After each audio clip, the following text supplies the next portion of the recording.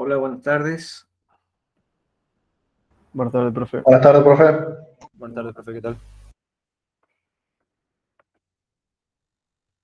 Bueno, lo que les digo siempre, yo acá estoy viendo la presentación solamente, no los veo a ustedes, así que si tienen alguna pregunta, interrumpan.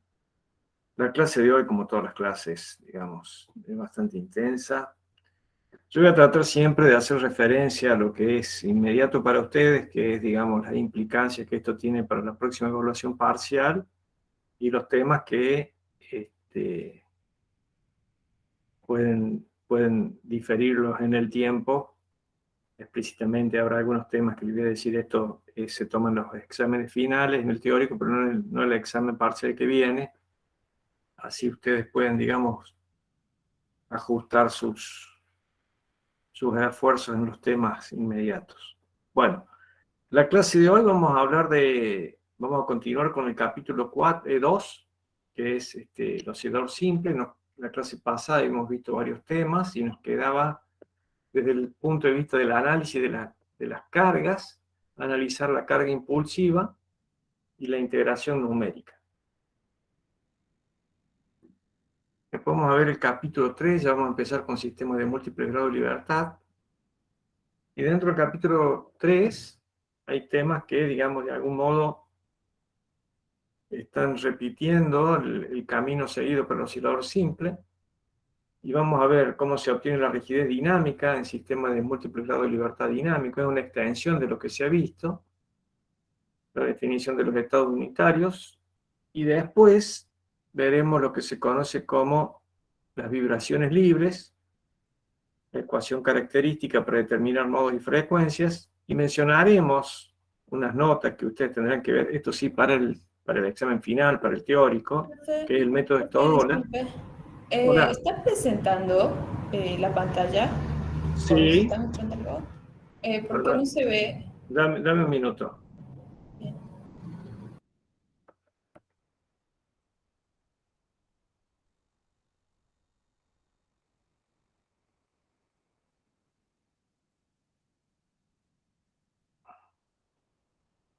Hubiera jurado, pero evidentemente no estaba compartiendo. Gracias. Estuvieron Nada, lentos. profe. Estuvieron lentos. Bueno, ahí voy. Bueno, estaba describiendo estas diapositivas. Básicamente empezaba acá la cosa, decía, bueno, vamos a ver la carga impulsiva, integración numérica, y del capítulo 3, la rigidez dinámica, los estados unitarios y las vibraciones libres, dentro de los cuales está el método, dos métodos hay para, no es que hay dos métodos, nosotros mostramos dos métodos que son de la ecuación característica y el método de Stodole.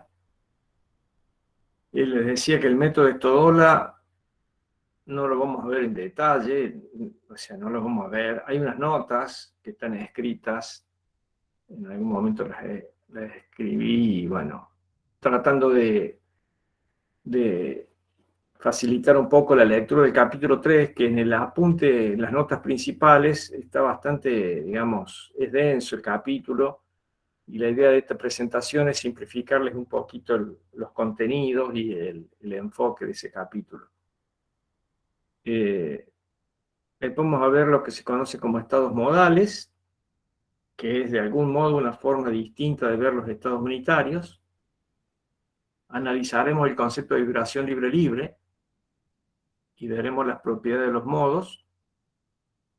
En particular nos interesa la ortogonalidad, que es la base sobre la que se sustenta el capítulo siguiente, que empezaremos a ver, digamos, el método de descomposición modal, que en sí mismo no es muy largo la presentación, pero hay ejemplos. Y esto constituye, digamos, el núcleo de la dinámica, digamos, el capítulo más importante. Y acá aparece nuevamente lo que les decía en la clase anterior, el vínculo con los osciladores simples. Por eso es muy importante que ustedes hayan, digamos, entendido la solución del oscilador simple a las cargas impulsivas, la integración numérica, y lo que vimos en la clase pasada, que era carga armónica y vibración libre. Bueno, Entonces vamos a empezar con el desarrollo del primer tema, de continuación del capítulo 2 del oscilador simple, y vamos a ver algunas cosas. Acá hay unos ítems indicados que después se repiten en la diapositiva y se pierden acá. En el 5 ya dejan de aparecer, pero bueno, de todos modos van a poder seguirlo perfectamente. Vamos a ver qué es una carga impulsiva, cuál es la respuesta de un oscilador simple a una carga impulsiva ideal, su relación con las vibraciones libres, las condiciones finales de la carga, iniciales de las respuestas, condiciones finales de la carga. Bueno, esto quiere decir, ya lo vamos a ver qué significa. El cambio de la variable independiente, que pasa cuando una función que tiene una variable independiente en X, esa variable X se traslada, o sea, se reemplaza por X menos A. Cargas no impulsivas como suma de cargas impulsivas. El principio de superposición. Sí, esto es medio discutible. Bueno, el principio de superposición, la integral de Duhamel, las condiciones iniciales o nulas, soluciones tabuladas, respuestas máximas, el factor de amplificación dinámico para cargas impulsivas y el uso de ábacos.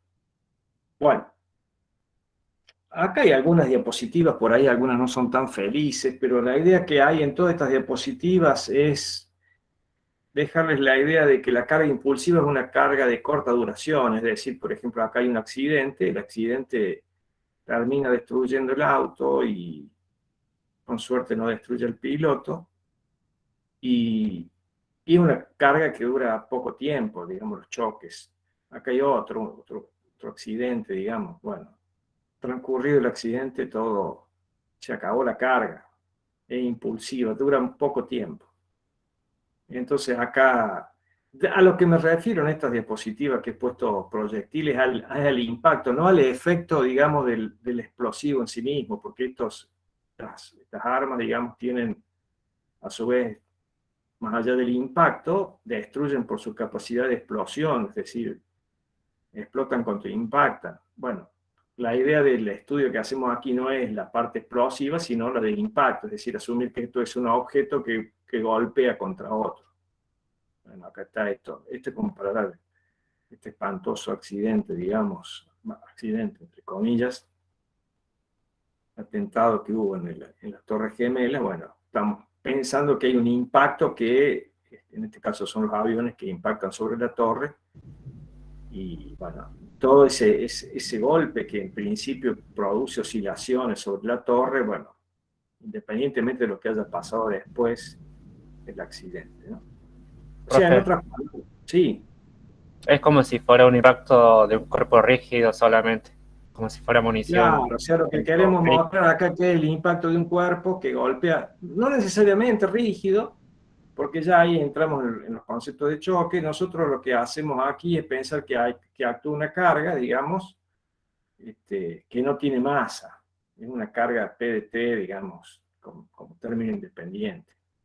Pero por supuesto, si vos tenés, por ejemplo, si vos tenés situaciones como que tuvieras un domo de protección de un reactor nuclear y tenés que prever que pudiera caerse un objeto sobre, no hablemos de un misil, hablemos de un avión que sufre un accidente y golpea, digamos, vos podés calcular la fuerza que representa el cambio de aceleración del vehículo, que se va a deformar, pero que podés pensar que tiene una cierta energía que se va a disipar en una cantidad de tiempo, y vas a tener que ser capaz de hacer un modelo de este tipo, es decir, ver que la carga crece, en este caso linealmente, alcanza un pico y se acaba. Y este tiempo es corto. O sea, ese es el concepto que se quiere dar, digamos, con todas estas fotos así espantosas. Una corta duración, es decir, se supone que este tiempo no es muy grande.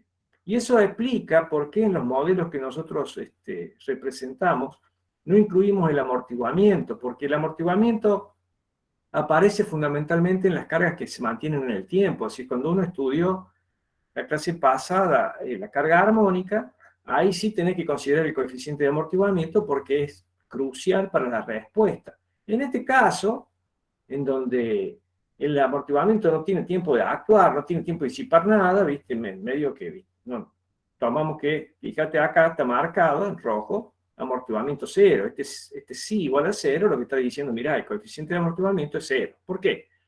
Y porque la carga dura poco. La otra cosa que establecemos por ahora es pensar que la carga, antes de que ocurra cualquiera de estos eventos, digamos, la carga era nula hasta que se produce el impacto. Ahí el objeto que recibe digamos, el impacto, todo depende de qué lado se vea, ¿no es cierto? O sea, vos podés ponerte del lado del que va en el vehículo, del lado del objeto que es impactado, eso depende de cómo se quiera analizar la cosa, pero hay un tiempo que es corto en donde la carga alcanza un máximo y después cae. En este caso, por supuesto, a partir de esa idea, después hay cargas de distinta índole que se analizan, una carga rampa que se mantiene en el tiempo, una carga ventana, o una carga que era cero. Esta no la confundan con la solución senoidal o cosenoidal, porque la carga armónica es una carga que digamos, viene desde armónica desde antes de cero y sigue armónica, o sea que no confundan. Algunos toman las soluciones que vamos a ver para una carga de este tipo como si fuera una carga armónica, que es lo que se vio la clase pasada. O sea, vean la diapositiva de la clase pasada, carga armónica, y se van a dar cuenta que esto no es una carga armónica, tiene la forma de una carga armónica a partir de haber sido cero antes. O sea, cuidado con eso, no hagan esas interpretaciones. Las cargas impulsivas son de corta duración, el amortiguamiento puede ignorarse. En general, las condiciones iniciales son nulas, es decir, el desplazamiento inicial del objeto es cero y la velocidad inicial es cero. Esas son las condiciones en general. Después vamos a ver qué pasa si las condiciones son distintas de cero. Bueno, entonces acá tenemos varios grafiquitos, hay varias definiciones. Veamos qué dice: respuesta de un oscilador simple a una carga impulsiva ideal, relación con la vibración libre, condiciones finales de la carga, iniciales de la respuesta. Esto que estaba en la diapositiva significa lo siguiente. Empecemos con la carga. Supongamos que tenemos una carga que es una carga ideal, por supuesto, que tiene una cierta amplitud que la vamos en términos de... La carga tiene una carga es una unidad de fuerza, pero el módulo es 1 sobre epsilon, y la duración en tiempo es epsilon. O sea que este epsilon son segundos y este 1 sobre epsilon son cargas. Cuando hace el producto del área, o sea, la integral entre 0 y t de la carga en el tiempo, eso define el impulso. Aquí está abajo el impulso de una carga P de t, que en este caso es un martillo que golpea una masa. Entonces ese golpe alcanza un máximo y cuando el martillo se separa alcanza cero y la estructura queda vibrando. Y ese área encerrada bajo la curva se llama impulso. Entonces, en el caso de una carga ideal unitaria, un impulso unitario, lo que hacemos a este impulso, cuando el impulso tiene esta característica, o sea, cuando la carga es la función delta de Dirac, lo vamos a llamar delta t, cuando tiene esta característica, el impulso, la abscisa por la ordenada te da 1. Y vamos a decir que el impulso unitario se debe a un golpe, digamos, cuya área es 1. Y se supone que ese impulso ocurre en el origen, o sea que ese épsilon es un límite que tiende a 0. Entonces, cuando esto tiende a 0, esta carga se hace infinitamente alta, o sea, se hace infinita, y es una abstracción, digamos. Ya vamos a ver cómo se usa. Y vamos a suponer que queremos estudiar cuál es la respuesta del oscilador simple, este que tenemos acá. Por supuesto, de la clase anterior, la clase pasada, ustedes habrán visto o recordarán que se puede reducir esto a un oscilador simple encontrando la rigidez dinámica asociada al desplazamiento horizontal de la masa. Asumiendo que conocen la rigidez, entonces lo que tenemos acá es, bueno, ¿qué pasa con esto? Entonces la idea es ver que cuando la carga empieza a actuar, por lo que dijimos anteriormente, las condiciones iniciales acá, en el momento inicial, en ese punto, las condiciones de desplazamiento y velocidad del objeto de la masa son 0, o sea, está en reposo. Y entonces después viene el golpea, alcanza el golpe y termina el impacto, y en el punto azul terminó, y entonces vamos a ver que la condición de desplazamiento en el instante inmediato, epsilon, por eso dice más epsilon, en el tiempo t más, digamos, t igual a 0 más, e igual a 0, y que la velocidad se puede escribir como el impulso sobre la masa. Entonces eso es lo que vamos a ver ahora.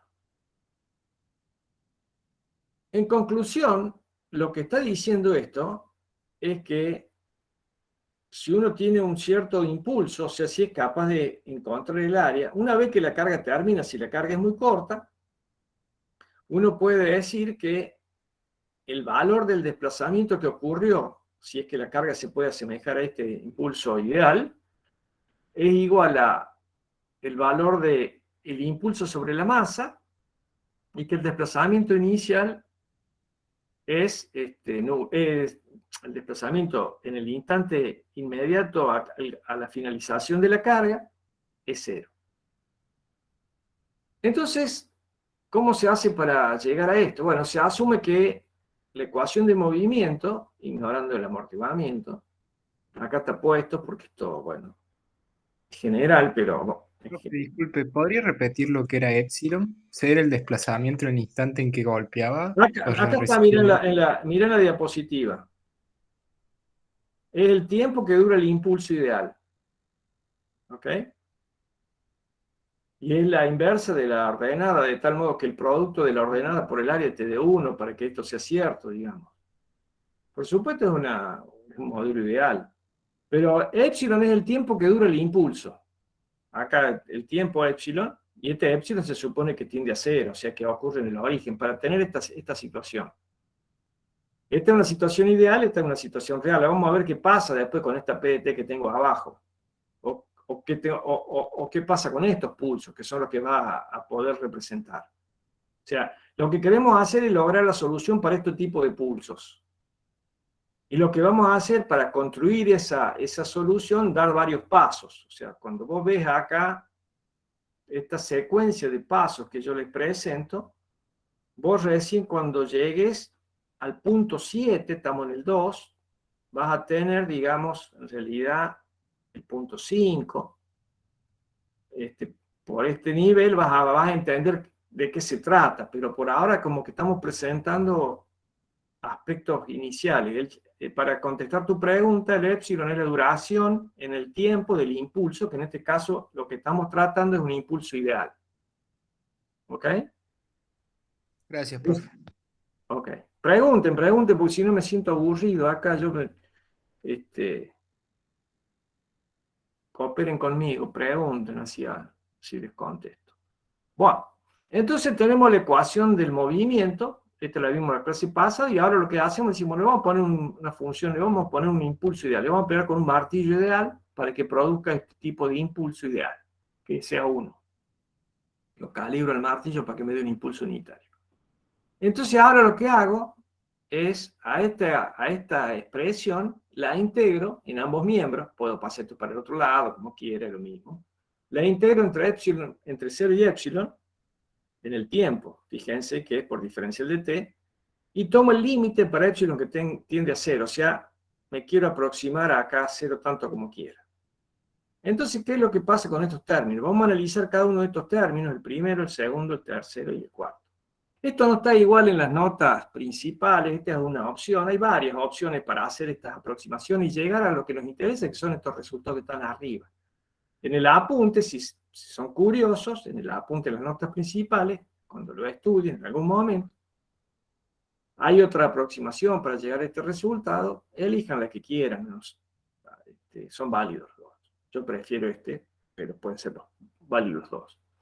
Entonces la primera integral, el primer término que aparece aquí, mu2 puntos, la integral entre 0 y epsilon, diferencial de t, la integral de la aceleración es la velocidad, la masa sale afuera, el límite es la velocidad entre 0 y epsilon, entonces es la masa por la velocidad en el instante 0 más cuando termina, o sea, Esta integral entre 0 y epsilon significa que está entre el origen del pulso y el fin del pulso. Entonces, el límite superior es en epsilon, o sea, en el tiempo 0 más, porque todo esto tiende a 0, menos en la condición inicial. Y en la condición inicial hemos asumido que la velocidad es nula. Entonces, esto hace que la primera integral se convierta, este primer término, cuando lo integras, tomas el límite de epsilon que tiende a 0, es masa por la velocidad en el instante inmediato posterior a la finalización del impulso, de la carga, del golpe. Cuando tomas el segundo término, entonces la integral de la velocidad del desplazamiento, acá hay un error, este punto no va porque esto es, fíjense que la integral de la aceleración es la velocidad y la integral de la velocidad es el desplazamiento. Que acá está bien, pero acá hay un error. Esto, el que me pedía que, ahí estuve corrigiendo alguna cosita en la diapositiva, este es otro error, después lo voy a tratar de mejorar y lo voy a subir corregido. Pero acá tenemos entonces el punto que hay que corregirlo. Entonces, el desplazamiento es 0, y resulta que cuando el tiempo tiende a 0, el epsilon está midiendo el tiempo, tiende a 0, nos aproximamos al u sub 0 y entonces también se hace 0. Entonces, esa integral te da 0, la segunda. La tercera, que es la integral de k por u, esa se resuelve como utilizando el teorema del valor medio, esa que dice que la integral, k sale constante, una constante, la integral de u por diferencial de t, es igual al intervalo de integración, que es 0 epsilon, y el valor de la función en algún punto intermedio del intervalo, lo que se conoce como el teorema del valor medio. Ahora, ¿qué sucede? Cuando epsilon tiende a 0, también se hace 0. Conclusión, y la última integral, por definición, la integral de entre 0 y epsilon de delta t por diferencial de t, que es esto que está aquí, porque la función está definida solamente entre 0 y epsilon, o sea que este es muy bonito, entre menos infinito e infinito, pero termina siendo un intervalo que es entre 0 y epsilon, que es donde existe la carga impulsiva. Cuando haces esa integral te da 1, y entonces juntando todos estos términos, lo que te queda es que te queda distinto de 0, y entonces el desplazamiento inicial es igual a 0, que es lo que se saca de esta ecuación, y de esta primera ecuación se conoce que la velocidad es igual a 1 sobre la 1, que es el valor del impulso, sobre la masa. Esa es la condición de velocidad y desplazamiento inmediatamente que termina un pulso, no de valor i, sino de valor 1. ¿Okay? Cuando vale 1, esto en realidad también acá en rigor tendría que decir 1, y acá si se quiere, acá esto es válido para este caso, pero acá tendría que ser 1. También tengo otro error ahí, I sobre m, en la diapositiva esta. Bueno, ok. Entonces hemos encontrado las condiciones iniciales cuando termina el pulso. Tengo dos condiciones iniciales, una de desplazamiento y una de velocidad, que son estas que están acá. Pregunto, ¿qué tipo de vibración ocurre una vez que termino la carga?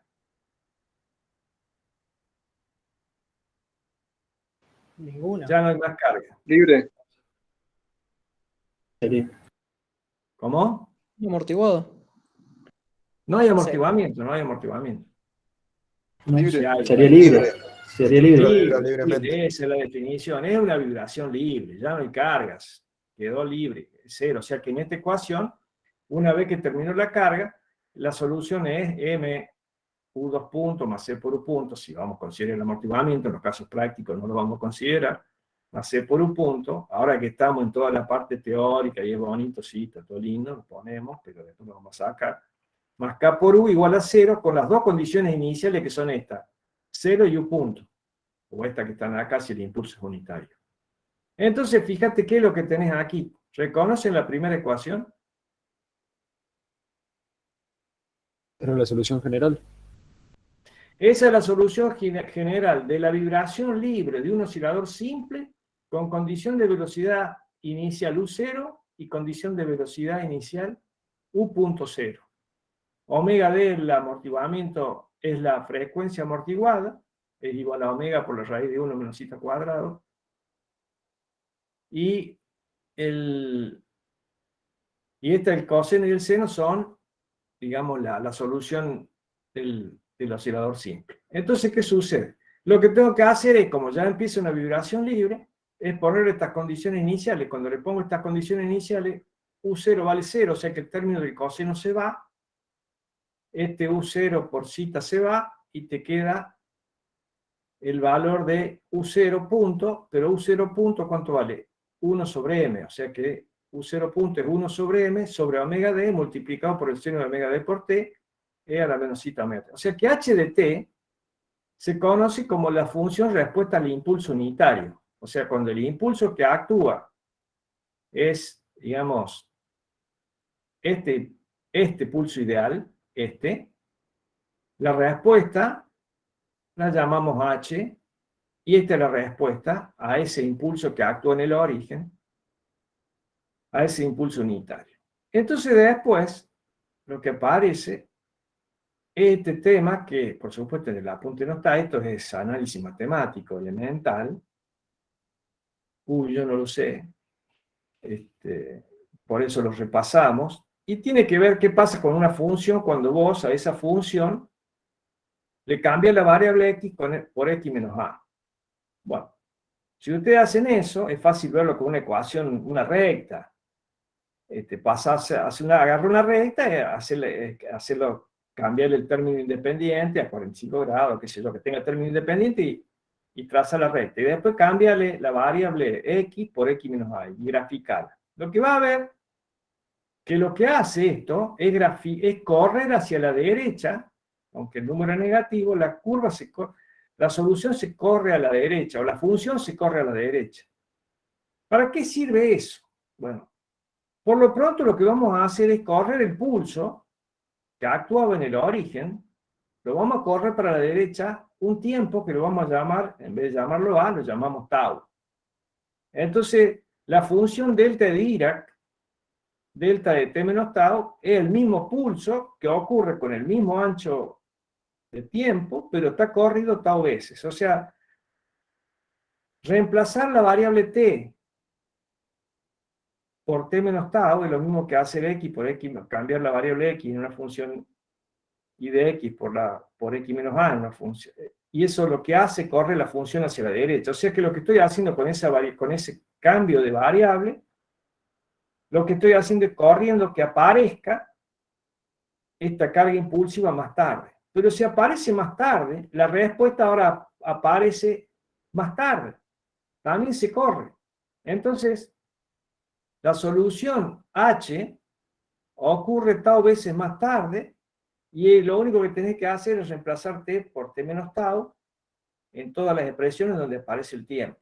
Y esta expresión es válida para el tiempo t mayor que tau, o sea, para cuando estoy a la derecha de la función impulso, del impulso. ¿Entienden más o menos la idea? O sea, en otras palabras, lo que hicimos fue pegarle un golpe. Ese golpe, cuando termina la carga, me deja dos condiciones iniciales, una de desplazamiento nula y una de velocidad distinta de cero, que es igual al impulso sobre la masa. Si el impulso vale 1, es 1 sobre m. Y esas son las condiciones iniciales después que termina la carga. De tal modo que si yo tengo la ecuación que me permite calcular el desplazamiento para una vibración libre, conociendo el desplazamiento y la velocidad, reemplazo estas condiciones y obtengo la respuesta que en el caso particular de un impulso unitario, en vez de llamarse U, se llama H. H es la respuesta particularísima del desplazamiento de un oscilador simple sometido a una carga impulsiva en el origen.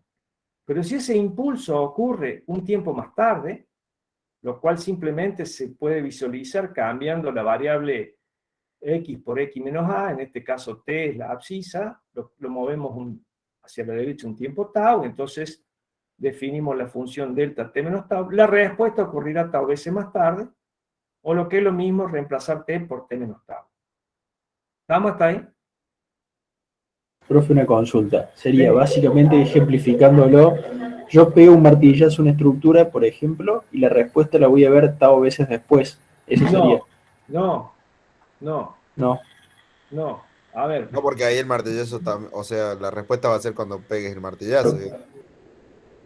A ver, vamos por partes. Voy a decir, lo que pasa es que te está faltando un pedazo. Yo estoy construyendo acá una casa y lo que hice ahora fue comprar un ladrillo, una columna, un poco de hormigón y todavía no lo armé al edificio, entonces no lo estás viendo. Pero para contestarte a tu pregunta, la cosa es así. Yo lo que estoy diciendo ahora es que si tuviera un impulso, un martillazo, y ese martillazo tuviera un impulso unitario y va a actuar en el origen, o sea, en el tiempo cero, el impulso, si el golpe ocurriera en el tiempo cero, la respuesta ocurriría en el tiempo cero y sería esta. Ahora, si el martillazo, yo empiezo a medir, porque el punto es el siguiente, voy a decir, ¿para qué quiero contar el tiempo dejando un tiempo muerto? Es como si dijera, bueno, vamos a medir qué pasa con un golpe. Entonces largo el cronómetro. Bueno, ahora, yo voy a decir, flaco, ¿para qué dejé ese tiempo muerto? Que tenés que esperar un poquito porque vamos a ver para qué sirve esto.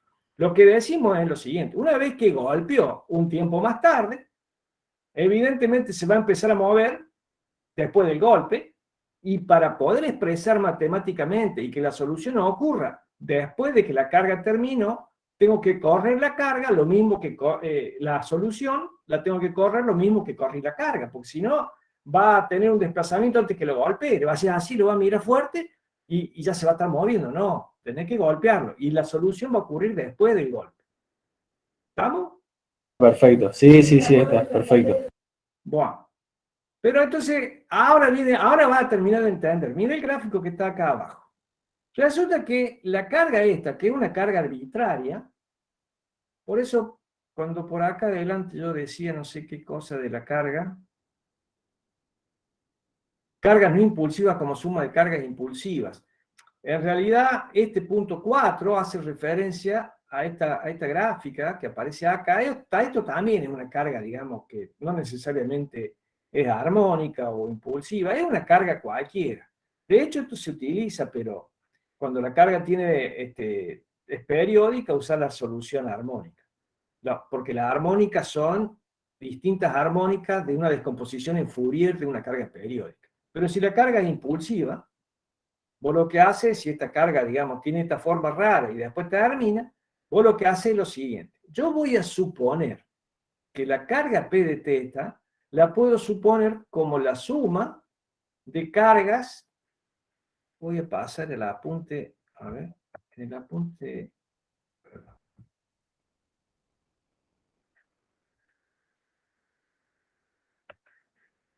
Acá. ¿Dónde está este? Mira. Vamos a acá el apunte de notas principales. Y este tema, por acá arriba.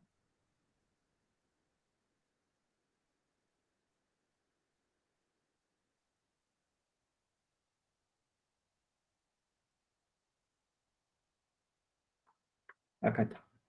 Acá lo ves mejor. La carga PDT se piensa como una serie de cargas impulsivas que van actuando una después de la otra. Eso te permite pensar que esa carga la podés pensar como un impulso en el origen, más un impulso que ocurre un tiempo más tarde, más un impulso que ocurre un tiempo n veces más tarde.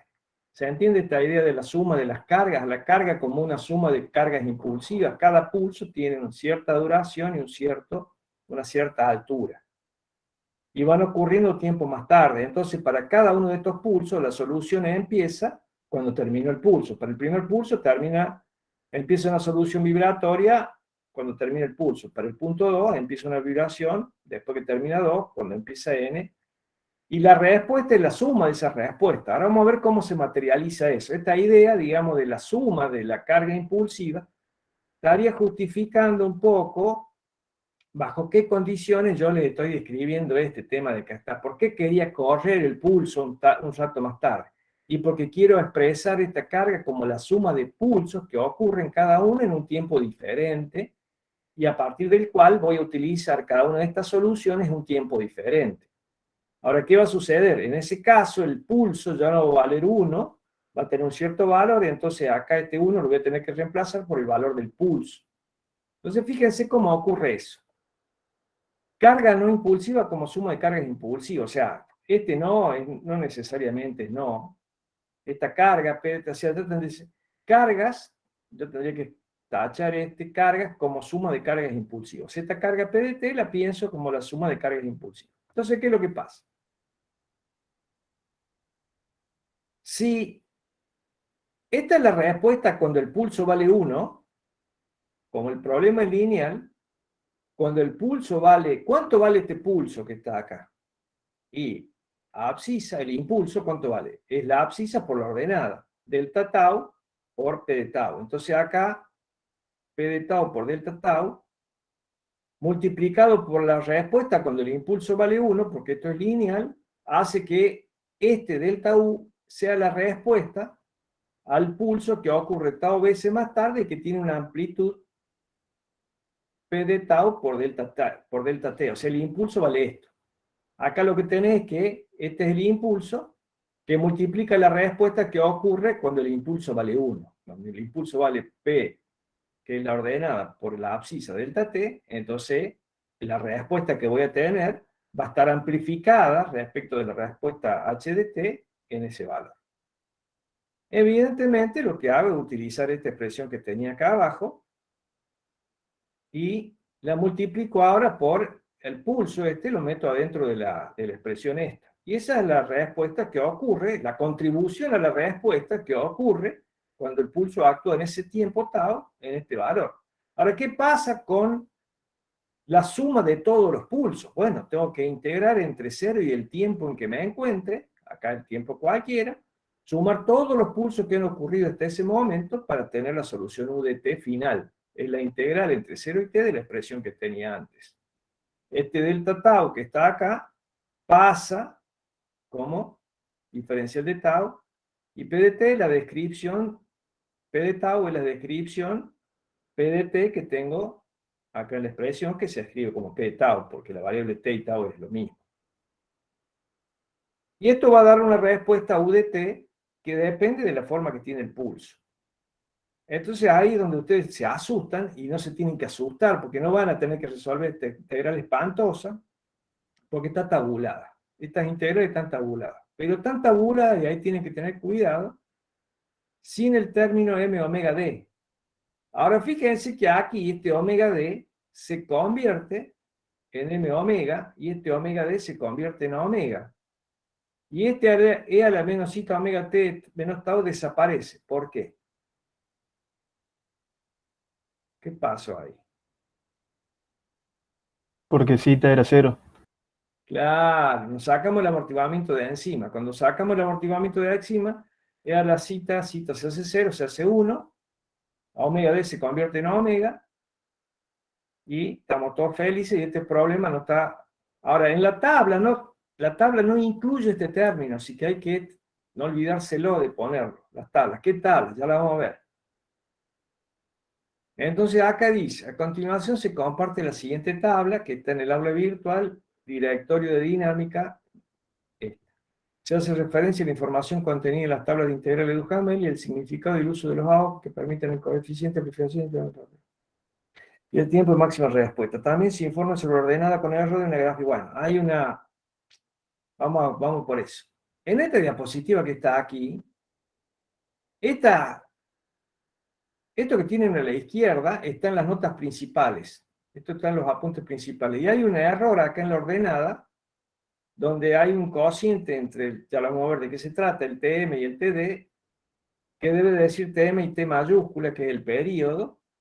Vamos a ver cómo funcionan, porque si uno no hace esta corrección, si no tiene en cuenta esto, está bien en una tabla que vamos a ver ahora. O sea, usen la tabla correcta, que es la que vamos a ver ahora. Vamos a cambiar acá.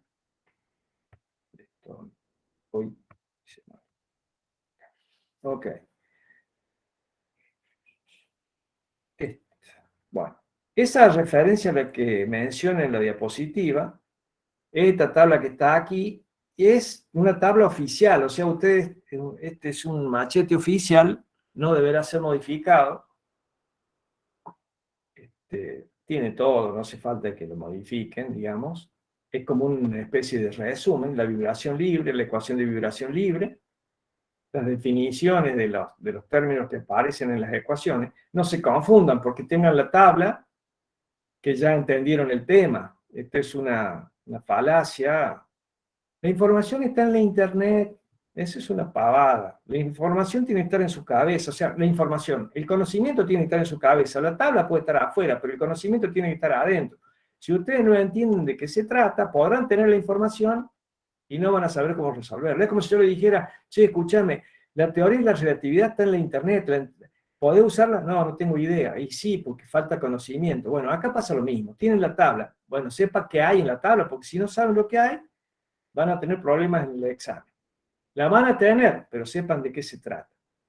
Entonces, acá tienen la vibración libre por un lado, la carga armónica de la que hablamos recién, y la carga impulsiva, que es lo que estamos hablando ahora, que es esta que está acá. Y esa integral, que es la integral que te da el desplazamiento, no tiene el omega m, por eso está marcadita ahí con esto. Bueno, entonces vamos a ver qué hay la tabla de integración. La integral esta se conoce como integral de convolución, ya es el nombre que recibe. Y vos fíjate que no aparece, por ejemplo, si la carga fuera una carga escalón, la integral de Duhamel toma la forma, que vamos a ampliar un poco, esa integral te da, dice que vale P0 sobre omega por 1 menos coseno de omega t. Por supuesto, eso significa que no hay amortiguamiento, porque ya dijimos que está resolviendo esta integral. Ahora, a esa tenés que, para conocer el desplazamiento, tenés que multiplicarla por omega m. ¿Qué es omega m? Omega por omega se hace omega cuadrado, y omega cuadrado por m, ¿qué es? K. K, muy bien. Omega es raíz de K sobre M, o sea que omega cuadrado por M es K, y P0 sobre K, ¿qué es? Desplazamiento estático. Un desplazamiento. O sea que vos estás recuperando un desplazamiento que tiene la forma P0 sobre K por 1 menos coseno de omega t. Te da un desplazamiento, pero no te comas el omega m, porque si no estás en un problema. Bueno, esa es una cosa que tienen que tener en cuenta. Entonces tienen esta tabla. Y acá aparecen un montón de integrales de las distintas formas. Por ejemplo, esta tiene una solución para el tiempo menor que 0 y una solución u de t para el tiempo mayor que 0. Y aparecen varias gráficas que ustedes las tendrán que bajen la tabla, la imprimen. Por supuesto, las que nosotros usamos generalmente, ¿cuáles son? Esta. Y fundamentalmente las que están acá abajo. Estas tres que están acá. Y esta es la que estaba mal, que acá está bien. La que yo les decía, cuidado con esta tabla. ¿Y qué son estas tablas? Entonces ahora vamos a preguntar lo siguiente. A ver, vamos a tratar de entender. ¿Para qué quiero la respuesta U de T? Quiero que contesten eso. Alguno, intrépido, total, no lo veo. ¿Para qué me interesa U de T?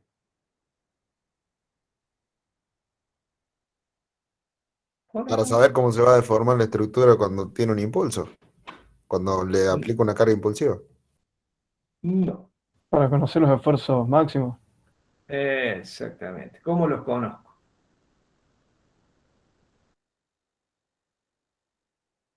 Estamos bien. El desplazamiento Ahora, máximo. Con ¿Y los entonces? esfuerzos sanitarios. Muy bien.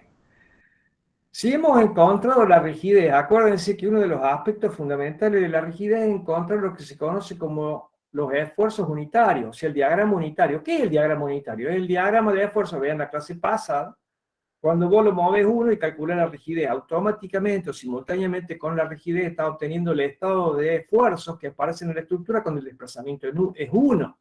Y si el desplazamiento es U, la fuerza vale U veces ese desplazamiento. O sea, acá hay distintos osciladores, carga armónica, carga, vibración libre, Duhamel, integración numérica, todos buscan U. ¿Por qué? Conocido U, si conozco la fuerza para el estado 1, conozco la fuerza para U veces ese estado de esfuerzo. Por supuesto, a ver, el que contestó que me interesa, puede interesarme el desplazamiento, puede suceder, porque uno tiene que fijar la condición de falla. En alguna estructura puede ser que la falla no sea un problema de que se vaya a romper, sino de que el desplazamiento que ocurra sea nocivo para la función que cumple. O sea que en ese caso sí podría interesar encontrar el desplazamiento. Pero en general, en los problemas estructurales, uno de nuestros objetivos es resolver el problema de qué esfuerzo está asociado con el desplazamiento que se produce por la carga dinámica. O por lo menos en gran parte de lo que nosotros vamos a enfrentar está asociado con eso. O sea que para eso buscamos los desplazamientos, para conocer el estado de esfuerzo y a partir de ahí conocer las tensiones. Nunca pierdan de vista que lo que están buscando en definitiva son tensiones. Bueno, entonces, ahora vamos a preguntar lo siguiente. Dicho esto, conozco UDT. Si yo tengo la integral de Duhamel, por ejemplo, esta que está acá, bueno, esta función acá está, bien fácil. Y yo te digo, este es el desplazamiento, dividido P0 sobre K por 1 menos coseno T de omega T. Yo te pregunto, en este caso es medio fácil, ¿cuánto va a ser el máximo desplazamiento que va a experimentar la estructura? En amplitud. Vean la fórmula esa. ¿Cuánto va a ser el máximo desplazamiento? P0 sobre K. 2P0 sobre omega.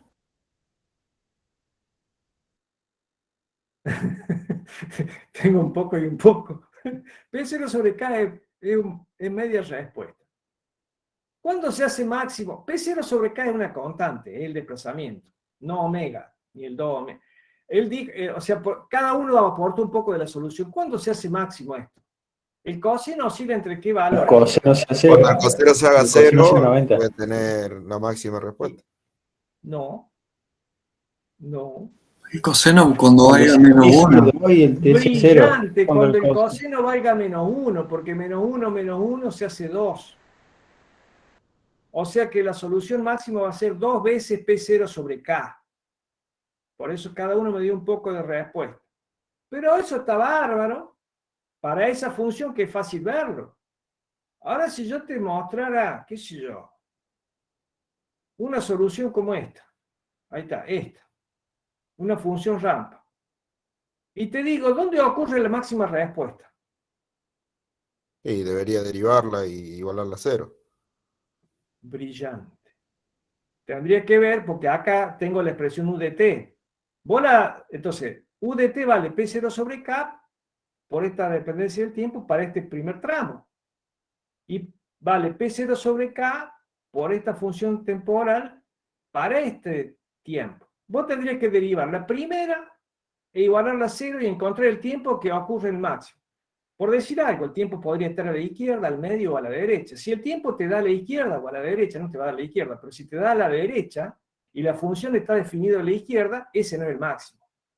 Y si el desplazamiento acá lo derivas y lo igualas a 0 con la segunda expresión que es válida para este tramo a la derecha, si te da a la derecha de T0, está bien, pero si te da a la izquierda, entonces el máximo no ocurre con esta ecuación. No sé si me explico. O sea, tenés que encontrar un máximo, un tiempo en que se hace máximo, cuando la función esta es válida en el intervalo que estás definiendo. Bueno, muy bien. Entonces, con el tiempo máximo, calculo el desplazamiento máximo y calculo el esfuerzo máximo. Excelente. Bueno, en vez de hacer todo eso, aparecen estas tablas que están acá abajo. ¿Qué hicieron aquí?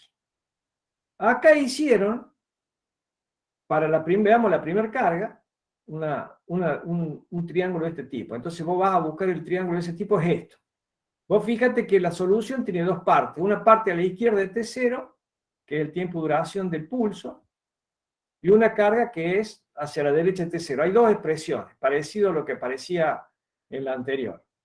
Y entonces vos tendrías que hacer todo ese tema de las derivadas, igualarse. En lugar de hacer eso, te dicen acá cuándo es el máximo. Entonces acá te dice, este gráfico que está acá, vamos a ver este primero, te dice que si vos tomas el tiempo de duración y lo dividís el tiempo t, este tiempo t que aparece en la abscisa, ¿qué será? El periodo. El desplazamiento. Es el periodo de la estructura vibrando libremente. Acuérdense que omega es raíz de K sobre M, de la rigidez dinámica sobre la masa, y la raíz te da omega. Y omega, este omega, el que tiene la pancita para abajo, ese omega es 2pi por F, o es igual a 2pi sobre el período. Bueno, de ahí sacas el período como 2pi sobre omega. Ese es T. Y el tiempo de duración lo lees en el gráfico. Con eso tenés la abscisa. Te metes a la curva y en ordenada, ¿qué te da? El tiempo de máximo. Referido a la misma variable, al periodo. Entonces, como conoces el periodo, calcula el tiempo máximo. Con el tiempo máximo, ¿qué haces? Te vas a la curva, a esta, y si el tiempo de máxima ocurre adentro del periodo, usas esta expresión para calcular el desplazamiento, y si ocurre para el tiempo de después, usas esta otra. O, opción 2, le estoy contando qué significa el gráfico. Usa este gráfico que está acá. ¿Qué hace este gráfico? Este gráfico te da la amplificación dinámica gamma, que básicamente es el valor que toma todo lo que multiplica a P0 sobre K. Ya lo vemos. Entonces, ¿vos qué haces? Te metes con la misma abscisa que habías entrado acá, y en vez de leer el valor de Tm sobre T, lees el valor de gamma. Y te dice, por ejemplo, qué sé yo, 1,20. Entonces yo les decía que con ese tiempo de máxima, vos tenías que entrar a una de estas dos curvas. Y eso te va a dar este valor que está aquí, o este valor que está acá, lo que multiplica a P0 sobre K. Ese paréntesis es gamma. O sea, P0 sobre K, ¿K de dónde salió? Omega por M, que te lo habías olvidado, o sea, no te lo habías olvidado, sino que no estaba contemplado. Está acá el omega M. Cuando vos lo contemplás, el omega M se convierte en P0 sobre K. Y ese paréntesis es lo que se llama gamma. Es el factor que multiplica al desplazamiento que se llama desplazamiento estático, que está dado por la amplitud de la carga y la rigidez. Se lo llama así, entre comillas, desplazamiento estático. Y eso es gamma. O sea, te ha hecho la sustitución ya de, en lugar de agarrar este tiempo, meterlo en la expresión y calcular el paréntesis, bueno, te dice, bueno, ese paréntesis vale gamma. Y gamma es lo que multiplica P0 sobre K. Y te da el desplazamiento máximo. ¿Se entiende la idea? Sí. Sí, profe. Sí, profe. Bueno, ok. Acá hay otras variaciones, digamos, para distintos pulsos. Distintas formas, son 3 pulsos, o sea que generalmente en las parciales nosotros hacemos uso de alguno de estos 3. O también podemos hacer uso de alguno, decirle, a ver, ¿qué pasa para este pulso con la respuesta para el tiempo tal? Bueno, te metes, si el tiempo ocurre menor que T0, usa esta expresión y calcula el desplazamiento, qué sé yo. Pero si hay que hacer algo de ese tipo, no van a estar derivando, lo que vamos a pedirle es algunos de estos gráficos que están tabulados. Pero básicamente han hecho eso, han derivado, igualado a 0, buscado el máximo, o sea, es un análisis de funciones común y corriente como lo han estudiado del análisis 1 y 2, qué sé yo. Bueno, y esa es la forma en que se utilizan los ábacos. Muy bien. Sigamos. Volvamos a la presentación. Acá estamos. Bueno. Acá se hace referencia a la información contenida en las tablas de Duhamel, el significado del uso de ábacos que permiten obtener el coeficiente de amplificación dinámica y el tiempo de máxima respuesta. Bueno. Entonces ahora veamos este ejemplito que está en el apunte, en las notas principales de este ejemplo. Vamos a tratar de ver lo que se pide acá. Acá te dicen, tenés una masa, están las dimensiones, 300, 200, una viga simplemente apoyada, y tiene esta carga impulsiva. Y te dice determinar el máximo momento flector y el esfuerzo cortante en el tramo CB de la estructura del croquis. Tiene la inercia, la altura, el módulo elástico y la masa. La masa está en kilo y las dimensiones están en centímetros, entonces usted dice, se acuerdan de la diapositiva de la clase pasada, y dice, la masa hay que dividirla a 980 y me quedo feliz porque esa va a ser la masa que tengo que usar. Acuérdense de la diapositiva de las unidades. O sea que lo que van a ver acá es que la masa se divide por 980. Y entonces acá lo que tiene que hacer en primer lugar es calcular el esfuerzo para el desplazamiento unitario, o sea, la rigidez.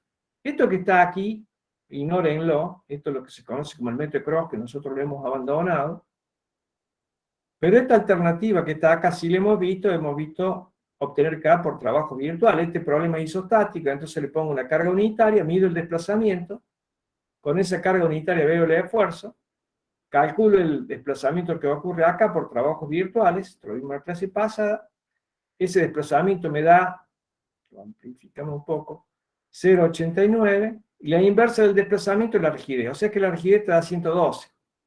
Si estos diagramas son los diagramas que ocurren cuando la carga vale 1, cuando la carga valga 112, que es el valor de la rigidez, estos diagramas se van a multiplicar por 112. Entonces, vamos a seguir. Con la rigidez podés calcular, acá está, abajo, la rigidez sobre la masa. Fíjate que la masa es 0,06. ¿De dónde salió eso?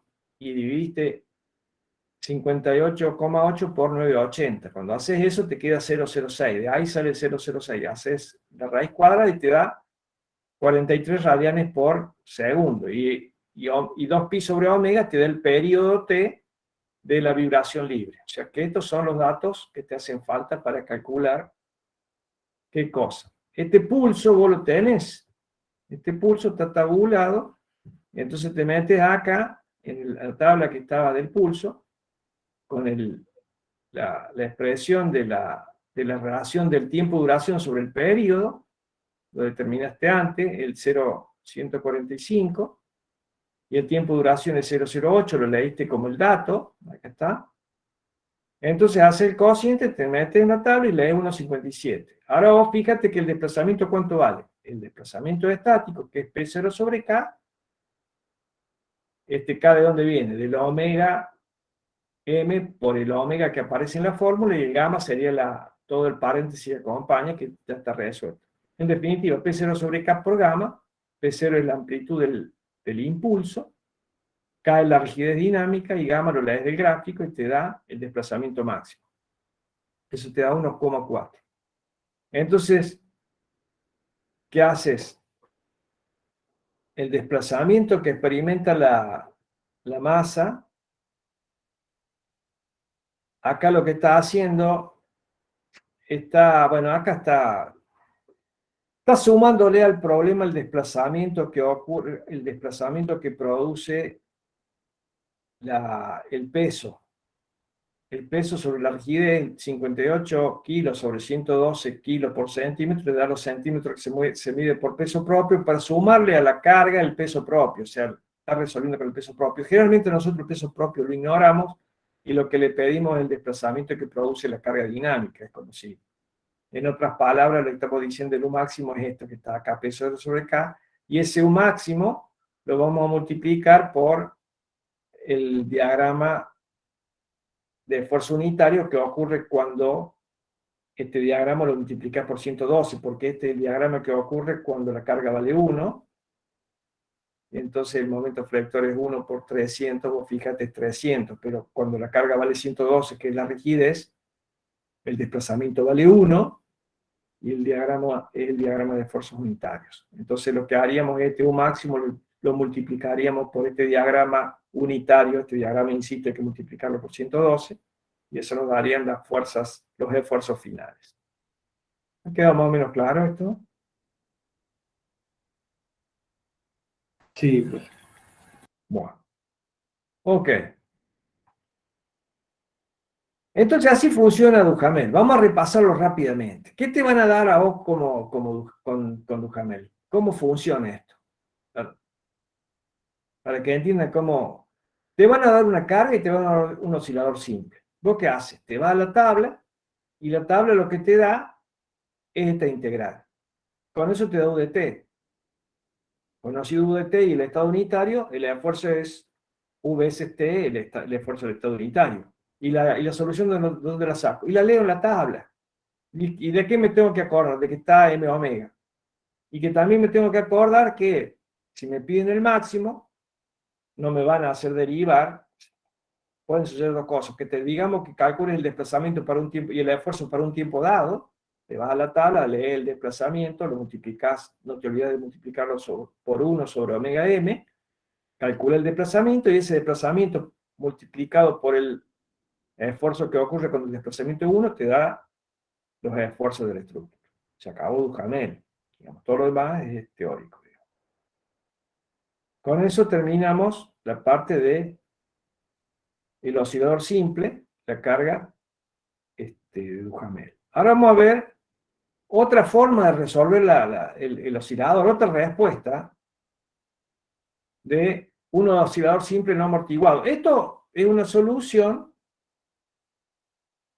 que se puede aplicar para cualquier tipo de carga, porque esto es integración numérica. Vamos a ver una fórmula de recurrencia muy sencilla, digamos, que ustedes la van a tener, a ver si aparece acá.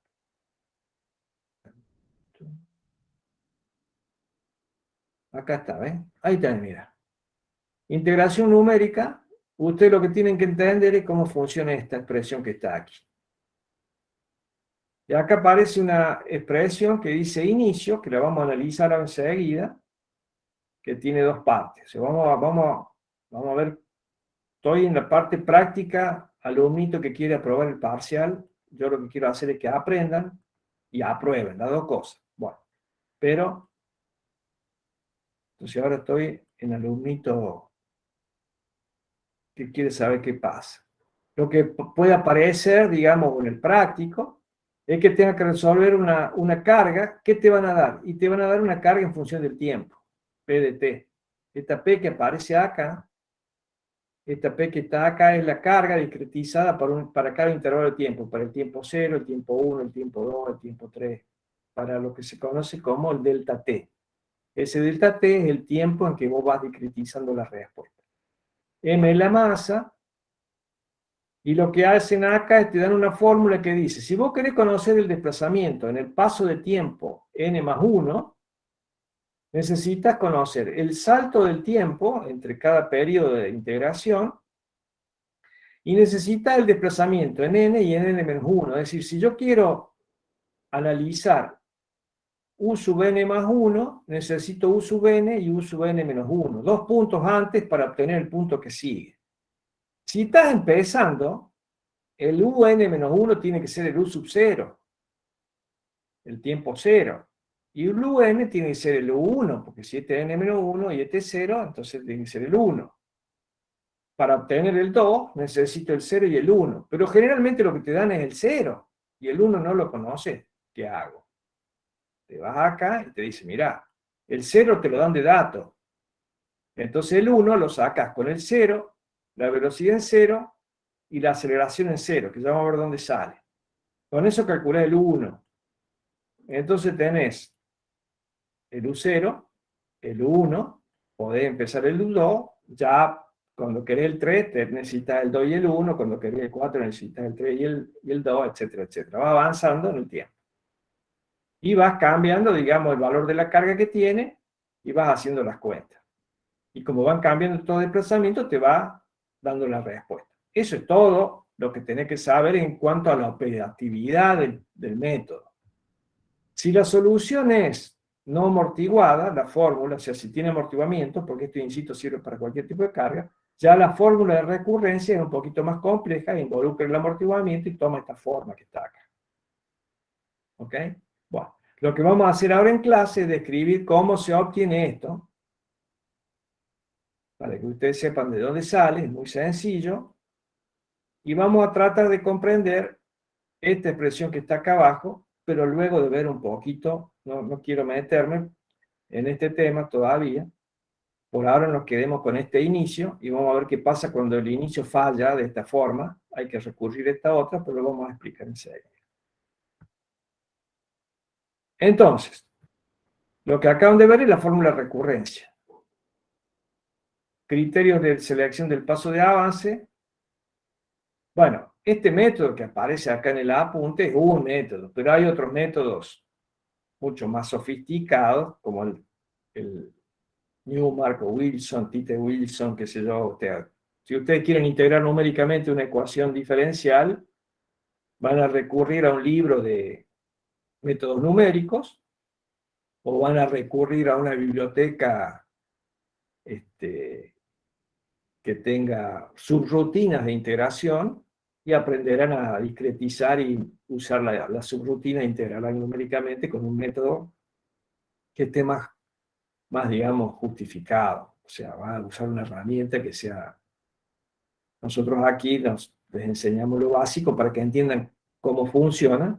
En ese sentido, funcionan todos de la misma forma, o parecido. Pero usarán querer hacer una carrera, digamos, no va a ir en una carrera de moto, no va a ir en bicicleta, no, bueno, tiene 2 ruedas también, no, va a hacerlo con algo que sea coherente. Vamos a ver entonces cómo se obtiene la fórmula de recurrencia, esta que está aquí, que es la que tenían recién en la diapositiva anterior. ¿Cómo se obtiene? Entonces acá tenemos el oscilador simple, la carga, la rigidez, la masa, el desplazamiento, y vos tenés que construir una curva de esta forma, U en función del tiempo. ¿Para qué querés U? Para multiplicarlo por el estado unitario y calcular los esfuerzos, siempre la misma historia. Entonces se supone que está en el tiempo n, el tiempo n-1 y el tiempo n+1, y están separados por un intervalo de tiempo que en abscisas se llama delta t. Ese es el paso de avance de la integración numérica. Y la ecuación que está resolviendo es la del oscilador simple, K por U, escalar, más M por U 2 puntos igual a P de T. Entonces, se supone que ya has determinado de alguna forma U sub n y U sub n-1. Primero hacemos la fórmula general, después vamos a ver qué pasa con las condiciones iniciales.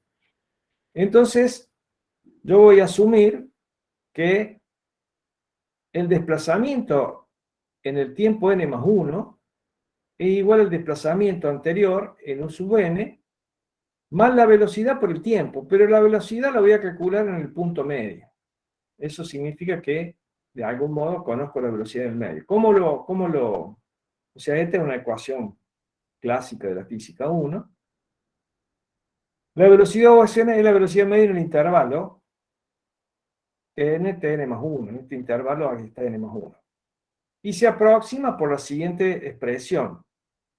La velocidad es igual al valor de la velocidad en el intervalo anterior, U sub n-1, U sub n, medida como la diferencia del desplazamiento en el tiempo, o sea, cambio de espacio, cambio de tiempo, más la aceleración en el punto n, en este punto, por el tiempo. O sea, estás asumiendo que la aceleración se mantiene constante en ese intervalo, por la aceleración que obtenés en n, por el delta t. Ahora, resulta que, ¿de dónde saca la aceleración? Bueno, la aceleración la saca de la 25. Si vos... Esta ecuación se cumple para un, u 2 puntos n, p sub n de t, que es vos tenés la curva p de t, la tenés que tener, y entonces para el tiempo t igual a ese intervalo, a n veces delta t, tenés el valor de la carga. O sea que de ahí podés sacar cuánto vale la aceleración para ese tiempo n anterior. Acá está expresada esta ecuación que es 28 que está acá, no es otra cosa que la 25 de la cual has despejado la aceleración. Fíjense que es la anterior, donde has puesto el valor sub n para todas las variables, pero es la misma ecuación. Entonces, llevando la velocidad a la expresión anterior, a la 26, y la aceleración escrita en términos de la 28, por lo que llega a esta ecuación de recurrencia, que es la ecuación que estaba recién mostrándole en la tabla, que es la función que te permite calcular el desplazamiento en el tiempo n+1, conociendo el desplazamiento en n y n-1. Básicamente, ¿qué has hecho? Y has escrito la velocidad en términos de del desplazamiento y la aceleración en términos del desplazamiento, con lo cual el desplazamiento quedó en términos del desplazamiento. O sea, acá tenés todos desplazamientos que en realidad son expresiones que ocultan o enmascaran o reproducen la velocidad y la aceleración del problema, pero en términos del desplazamiento. Con esta fórmula ¿Cómo hacen ustedes para darse cuenta si un sistema que está integrado numéricamente funciona? Y lo corres contra una solución conocida. Y va a suceder que o te cambia suponte tener una vibración libre. Y vos conocés la solución esa que habíamos visto recién del coseno y el seno, el u sub 0, el u 0 punto. Bueno, ahora la integras numéricamente con este algoritmo. Y resulta que pasa el tiempo y se te empieza a amplificar o a disminuir la amplitud de la respuesta. O cambia la frecuencia. Bueno, son los dos problemas que podés tener. O de pronto hace así, se dispara y se va al infinito, inestable. Bueno, hay problemas numéricos de ese tipo que tienen que ver con un montón de cosas. Con el paso, la exactitud de la compu, etcétera, etcétera.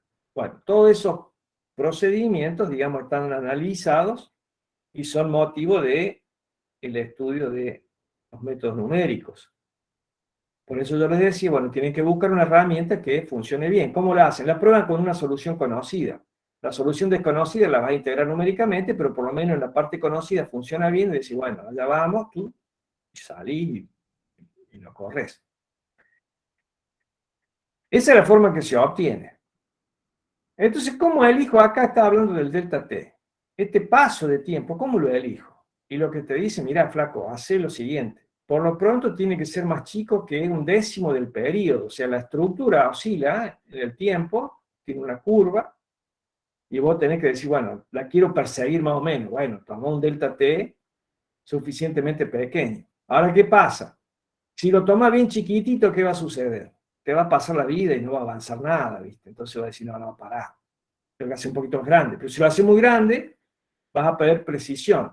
Y podés perder precisión porque no podés copiar la estructura o porque no podés copiar la carga. Suponte que tu carga tuviera un comportamiento como este que está acá abajo.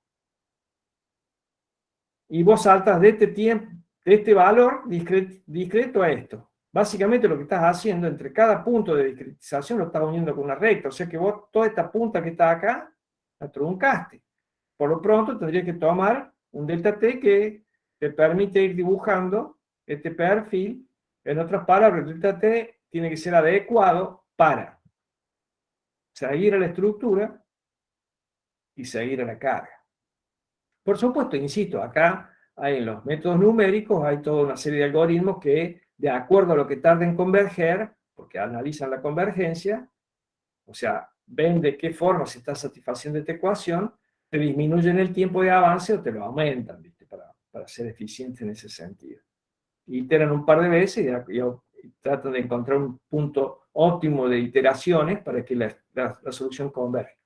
Acá lo que tenemos es un método explícito, acá no hay iteración, no hay nada, acá vamos para adelante y allá vamos y que Dios nos acompañe. Hay métodos más sofisticados.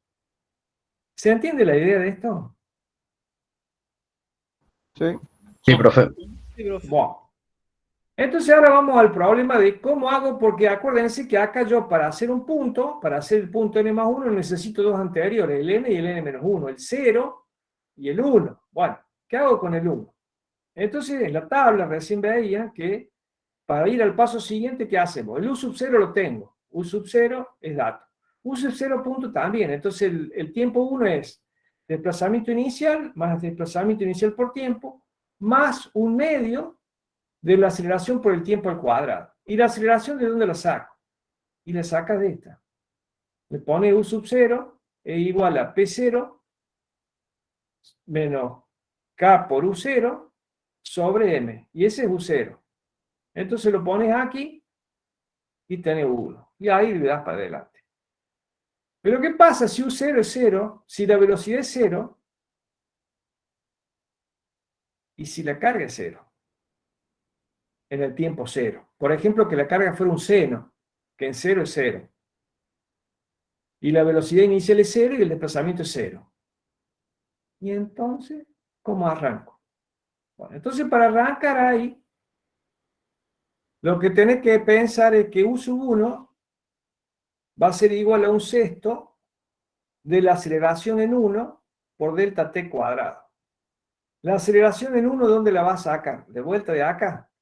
Pero ya va a ser en el punto 1. Ya no puede ser que P1 sea 0. Si no, ¿viste? Estamos jugando. Empezamos más tarde hasta que P1 sea distinto de 0. Entonces, P1 es distinto de 0 y de ahí lo despeja al valor de la aceleración que te aparece aquí. Cuando haces eso, te aparece esto. Ahora, o sea, esta ecuación que está abajo es fácil de obtener si ustedes utilizan 1 o 2 puntos de esta que está aquí, la reemplazan con 1, 1, y 1, y van a poder calcular esa expresión. ¿Pero de dónde sale esta? Bueno, esta sale de la siguiente. Se supone que la aceleración en el primer intervalo varía linealmente, entre 0 y este es el tiempo 0 y este es el primer intervalo. Y este es U sub 1. Y que la aceleración varía linealmente. Entonces voy a escribir esta relación que aparece acá que te dice que la aceleración U es al tiempo t, este t pasando para acá, U es a t, como U sub 1 es a delta t. ¿Ok? Como U sub 1 es a delta t. Pasen este t para acá y luego 1 para allá. O sea, hay proporcionalidad porque esto es lineal. De ahí se saca que la dependencia de la función de aceleración en términos del tiempo es igual a U sub 1, que es un valor constante, el tiempo, la aceleración en el tiempo delta t, por t sobre delta t. Entonces la velocidad esta es una integral indefinida. La velocidad de la integral indefinida de la aceleración en el tiempo. Y la aceleración, como tiene esta función, este cuadrado sobre 2, este es una constante, U y delta t son constantes. Entonces, directamente la integral de diferencial de t es t cuadrado sobre 2, más una constante. Y esa constante, cuando vos evalúas eso, esa constante, ¿de qué la saca? Y del tiempo 0. Pero dijimos que la velocidad en 0 era 0, por eso teníamos todo este problema. Entonces esta velocidad es 0. La volvés a integral y el desplazamiento, la velocidad se convierte en desplazamiento. Entonces, U sub 1 y delta t son constantes. La integral de t cuadrado sobre 2 es t cubo sobre 3, por 2 son 6, más la constante de integración, que es en el tiempo 0. Para el tiempo 0 el desplazamiento es 0, U sub 0, esto se va, y U sub 0 es igual a 0. O sea, resolver la integral utilizando para determinar la constante indeterminada el valor de la función en el tiempo 0. En este caso era la velocidad en 0, que era 0, y en este caso el desplazamiento en 0, que también es 0. Y te queda esto. Entonces de acá vos despejas que U en delta t, acá tenés la función U de t en el tiempo, bueno, esta es la aceleración, pero en el tiempo t igual a delta t, ¿qué te queda? U en delta t es igual a U sub 1, es igual a U sub 1 sobre delta t sobre 6 y delta t al cubo. El delta t cubo se va con el delta t de abajo y te queda el delta t cuadrado. Con lo cual recuperas esta expresión. En esta expresión tenés que reemplazar U sub 1 2 puntos, que insisto, lo sacás de esta, evaluado en 1. Cuando haces eso, obtenés que U sub 1 lo podés calcular como P sub 1 sobre 6 veces la masa delta t al cuadrado más K. Esto es fácil de despejar cuando hacen la sustitución de U sub 1 de arriba. Y ahí podés comenzar cuando la carga es 0, en el instante 0, cuando vale 0 el desplazamiento y 0 la velocidad. Entonces, en general vas a empezar con esta, con la 32, y si te falla la 32 para obtener el punto U sub 1, vas a usar la 34. Y con eso empezás a integrar. Seguramente Adriano les dará un práctico asociado a algo de integral. O Mauro creo que va a dar el práctico, les dará un práctico asociado a esto. ¿Estamos? Sí, profe. Con eso terminamos el capítulo 2. O sea, que en términos, hay mucha teoría, pero en términos de práctico no es tanto. Péguenle una mirada, atiendan la clase, los puntos que se le piden, no es tanto. O sea, atiendan las consignas para que estudien poco y aprueben mucho. Bueno, vamos a empezar el capítulo 3. Acá empiezan los sistemas de múltiplo grado de libertad dinámico. Vamos a hablar de la rigidez condensada.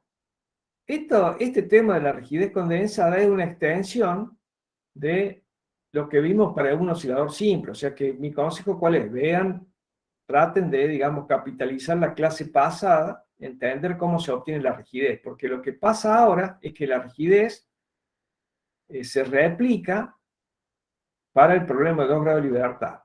Después que veamos esta rigidez, que la vamos a empezar a ver enseguida, vamos a ver lo que se conocen como las vibraciones libres. Las vibraciones libres son algo así como la caracterización del problema de vibraciones libres que tenían 1 grado de libertad. Lo que pasa es que aquí, antes de llegar a esa solución, lo que tenemos que hacer es analizar qué pasa con una característica que tienen las estructuras de múltiples grados de libertad, que son los modos y las frecuencias de vibrar, que las vamos a determinar, o se pueden determinar en este curso, de 2 formas.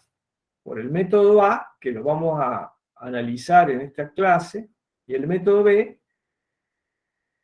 que queda para que lo estudien solo. Yo les voy a mostrar dónde están las notas, cuáles son las notas. Es un método iterativo,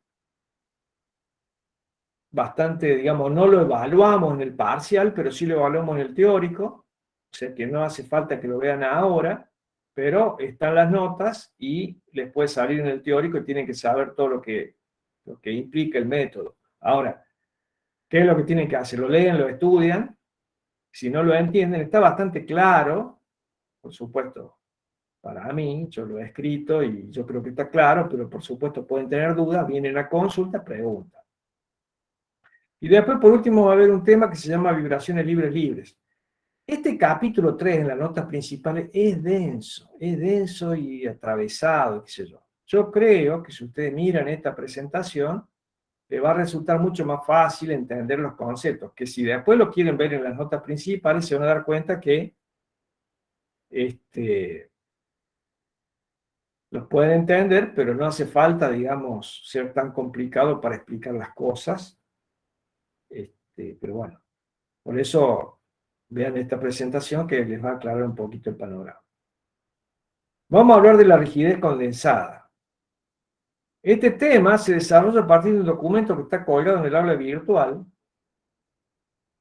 que se llama 21 obtención de K sub C PDF, que le vamos a pegar una miradita ahora. Y el tema es una extensión de lo visto en la clase anterior y se reiteran los procedimientos que vimos para el oscilador simple. Condensación estática, nada más que en vez de antes condensábamos 1 grado de libertad, ahora vamos a condensar 2, pero es el mismo proceso. Modelos que pueden obtenerse directamente por el ensamble y la rigidez. Uno ensambla la matriz de rigidez, le pone la condición de borde y los grados de libertad que te quedan son grados de libertad que tienen asociada masa. Esa es la matriz dinámica, en vez de ser de 1 grado de libertad, como era la clase pasada, ahora es de 2 o de 3. No va a ser más grande que eso, ya si saben con 2 o con 3, pueden hacerlo con 1000. Así que no hay problema, conceptualmente lo mismo. Enfoques en la definición de rigidez y flexibilidad, resueltos por el método de rigidez, que se pueden resolver por el método o por el método de fuerza, cada uno de los 2 enfoques, rigidez por rigidez y fuerza, o flexibilidad por rigidez y fuerza. Hay varios ejemplos acá en las notas estas.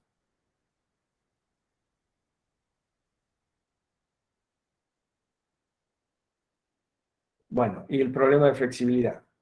Ahora, de todo eso, lo que nos interesa a nosotros es esto que está acá en rojo, que dice, resulta de la mayor importancia saber trazar los diagramas de esfuerzos unitarios.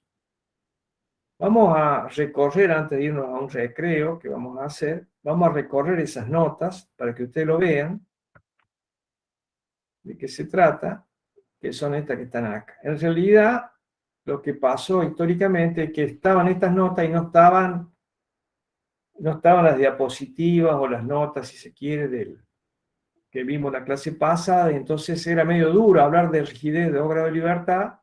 Entonces en algún momento se escribieron las diapositivas que ustedes vieron en la clase pasada, porque eran de 1 grado de libertad. Pero este documento es igual, digamos.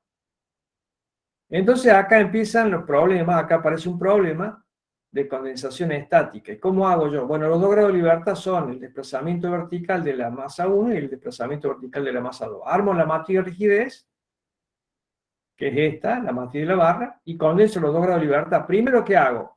Le quito la parte axial, o sea, le quito la primera columna, la cuarta columna, la primera fila y la cuarta fila, porque eso está asociado al desplazamiento axial y dijimos que era rígido axialmente, que no íbamos a quedar con los términos flexionales. Y a su vez de eso, tengo que condensar solamente 2 grados de libertad, con lo cual hago la condensación estática, acá aparece descrita, yo no me voy a detener en esto por razones de tiempo, véanlo. De todos modos, por más que yo se los cuente ahora, si no lo ven, no lo van a comprender, tienen que tomarse 5 minutos para poder comprender, digamos bien, qué es lo que se hace. Fíjense que acá está la matriz de rigidez, a la que le quité las filas y las columnas que les decía antes, y le sumé el resorte para tener la matriz de la estructura. Le puse las condiciones de borde, cuando le pongo las condiciones de borde, te queda esto. Pero ahí, aún ahí, fíjate que ya tengo los 2 grados de libertad arriba, tengo que eliminar esta fila y esta columna por condensación estática, hago estas selecciones, K sub CC, K sub CH, HC, HH, hago las cuentas y tengo la matriz de rigidez. Después, eso es condensación estática. Después está el tema de que vos ensamblás la estructura, por ejemplo estas dos, vos las ensamblás, le pones las condiciones de borde y lo que te quede ya es la matriz de rigidez condensada porque tiene masas, la misma idea. Acá hay un eje que en la diapositiva anterior, la clase pasada, tenía un solo disco. Bueno, acá tiene 2, bueno, tiene 2 grados de libertad, pero el proceso es igual. Esta estructura es una barra de pórtico que tiene una masa que tiene inercia translacional, momento 9,8 y momento de inercia 392 kilocentímetros, que aparece en un ejercicio en el capítulo de dinámica. Este que se hace fácilmente, ¿cómo? Si esta estructura, que es el eje Y de la barra del pórtico, le quito los grados de libertad axiales y le pongo las condiciones de borde, me queda una matriz 2x2. Bueno, esa matriz 2x2 ya es la rigidez dinámica de este problema. Acá está. Fíjense, acá tenés, lo vamos a poner un poquito más grande, tenés la matriz de rigidez del pórtico en coordenada Y. Acá está, es este. Le quitas la parte del medio, o sea, la parte axial. La segunda fila, la quinta fila, la segunda columna, la quinta columna. Te queda una matriz 2x2. Ponés la condición de borde en el nudo 1, 0, 0. Entonces elimina todo esto y todo esto. Y acá elimina estos dos. Te queda K1, K2, K2, K3. K1, K2, K2, K3. Bueno, esa es la rigidez del problema este. Este problema de esta estructura tiene esta matriz de rigidez dinámica. Ahora, ¿qué pasa si querés conocer los estados unitarios? ¿Qué son los estados unitarios? Y cuando este se mueve 1 y el otro se mueve 0. Bueno, si haces eso, cuando este se mueve 1 y este se mueve 0, 1 por K1 te da F y 1 por K2 te da M. Con esa fuerza podés calcular el diagrama por equilibrio, el diagrama de esfuerzos. O podés meterte en esta matriz, quitándole las filas y columnas axiales, y te va a dar lo mismo. O sea, por condensación estática. En este problema que está acá abajo, se usa la definición de rigidez para obtener esta matriz. ¿Cómo se obtiene la matriz de rigidez? Si yo tengo un problema dinámico de 2 grados de libertad, entonces la matriz de rigidez dinámica va a ser 2x2, y tiene esta pinta. Entonces, si U sub 1 vale 1 y U sub 2 vale 0, entonces los valores de la fuerza necesaria para producir estos desplazamientos, acá está U sub 1 igual a 0 y U sub 2 igual a 0, significa que has puesto un apoyo acá, un desplazamiento, para tener un desplazamiento prefijado, y has puesto un apoyo acá para que no se mueva. Es decir, fíjate que la estructura original no tiene apoyos, y cuando vos encontrás la rigidez, tenés que suponer estos apoyos que aparecen para establecer estas condiciones de apoyo para dar origen a la rigidez. Es un problema de desplazamientos de apoyos. El próximo paso es agarrar esta estructura y darle un desplazamiento 1 en el nudo 2 y un desplazamiento 0 en el desplazamiento 1. Y cuando hagas eso, vas a obtener K2,2 y K1,2. Estos dos valores, porque es simétrica la matriz, te tienen que dar iguales.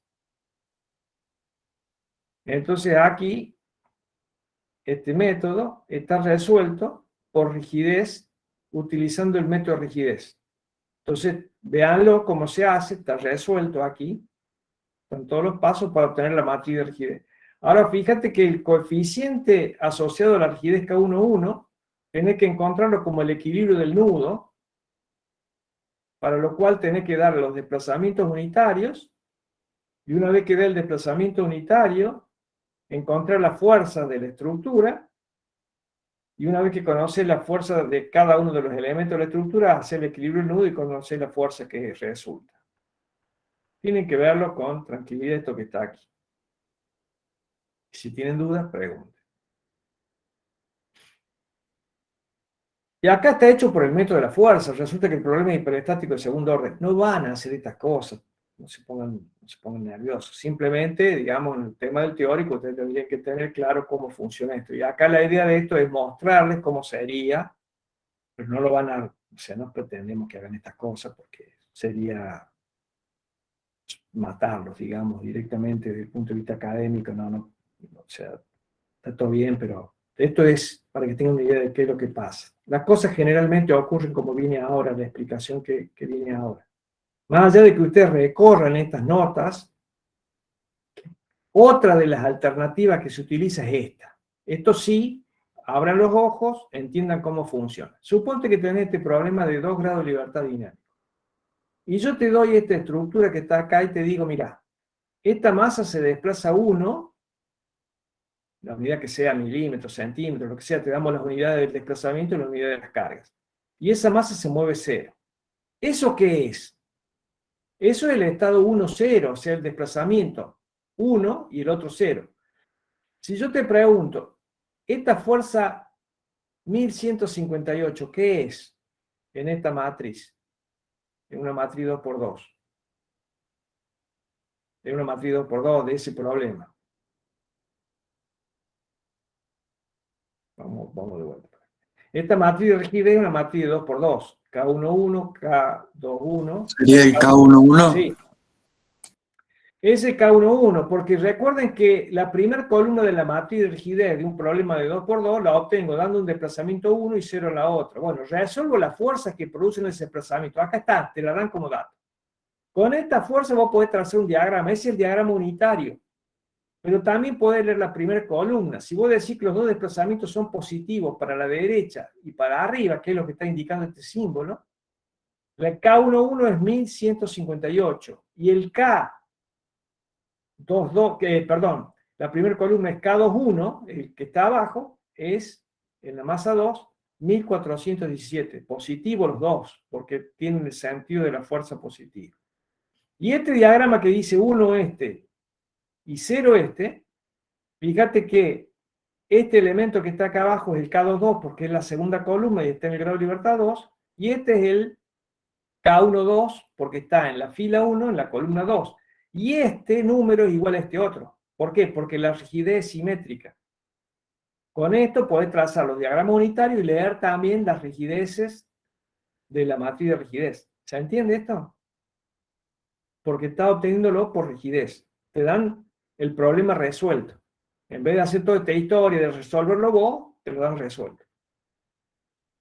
Y acá está, fíjate, la matriz de rigidez asociada a este problema, 1158, 4519 y 1417, que son los dos valores de las fuerzas que aparecen acá. Esa sería la matriz de rigidez condensada. Y estos que están acá son los diagramas de esfuerzos unitarios, que directamente son trazar los diagramas a partir de estos esfuerzos. Este es el diagrama de esfuerzos unitarios. Pero también lo podés hacer por flexibilidad. Para hacerlo por flexibilidad, ¿qué necesitas? Que te den los desplazamientos. Entonces, en este problema que está acá abajo, y ya terminamos con esta parte, ¿qué te dan? Te dicen masa 1, masa 2, masa 3. Cuando la carga vale 1, el desplazamiento en 1 vale esto, y estos son los desplazamientos que ocurren en 2 y en 3. ¿Pero eso qué es? Por definición de flexibilidad, es la matriz de flexibilidad que pinta tiene. La matriz de flexibilidad tiene la pinta de que la primera columna de la matriz de flexibilidad, cuando la carga vale 1 en un grado de libertad y 0 en el otro, la primera columna es igual a los desplazamientos que experimenta las masas, la primera columna. Cuando la carga está en 1 en el otro grado de libertad, los desplazamientos que experimenta son iguales a la segunda columna de la matriz de flexibilidad. Entonces, fíjate acá lo que pasa. La primera columna de la matriz de flexibilidad son los desplazamientos que ocurren en cada una de las masas cuando la carga actúa en 1. 0,0015 0,0034, 69. Cuando lo actúa en 2, que es este grado de libertad, estás obteniendo la segunda columna, que es 0,034, 0,034 y 0,77. Cuando actúa en 3, la tercera columna, 69, 77 y 44. Y fíjate que es simétrica. La invertí esta matriz, usando MATLAB, usando el Excel, lo que sea, y obtener la matriz de rigidez. Y la matriz de rigidez, ¿qué son? Las cargas que ocurren cuando este se mueve uno y los otros no se mueven. Es muy curioso. Bueno, con eso le hemos pegado una revisada a el apunte que está citado en las diapositivas y que hace referencia, este apunte que está acá, que hace referencia a la obtención de la matriz de rigidez. O sea, ya tenemos la rigidez dinámica del problema. Vamos a hacer una cosa. Vamos a ir a tomar un café. Vamos a dejar de grabar.